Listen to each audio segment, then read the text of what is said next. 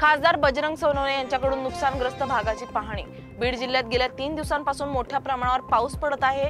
यामुळे मांजरा नदीकाठच्या जवळपास अनेक गावांना याचा तडाखा बसला असून यामध्ये शेकडो हेक्टर जमीन पाण्याखाली गेलेली असून शेती पिकं वाहून गेलीत, तर काही ठिकाणी घरांची देखील पडझड झाली आहे। नुकसानग्रस्त संपूर्ण भागाची यामध्ये शेती पिके पडझड झालेल्या घरांची पाहणी आज खासदार बजरंग सोनवणे यांनी केली। या दरम्यान त्यांच्यासोबत प्रशासनातील अधिकारी देखील होते। मांजरा बेल्ट मध्ये जवळपास 50 गावाचं तसं बीड जिल्ह्यातील विचार केला तर पाटोद्यापासून बरेच नुकसान झालेले, पण आज केज तालुक्यातील मी काही 7-8 गावाला आज भेट दिली। पात्रामध्ये पाणी न बसल्यामुळे पात्राच्या बाहेर जवळजवळ 1-1 किलोमीटर पाणी आल्यामुळे नुकसान खूप मोठं शेतकऱ्यांचं झालंय। प्रशासकीय अधिकारी म्हणून आदरणीय डेप्टी कलेक्टर साहेब सुद्धा सोबत आहेत, नायब तहसीलदार मॅडम पण आहेत। सर्व प्रशासनाची सुद्धा तयारी, त्यांनी काल स्वतःही जाऊन भेटून इथं सर्व शेतकऱ्यांना गेले होते।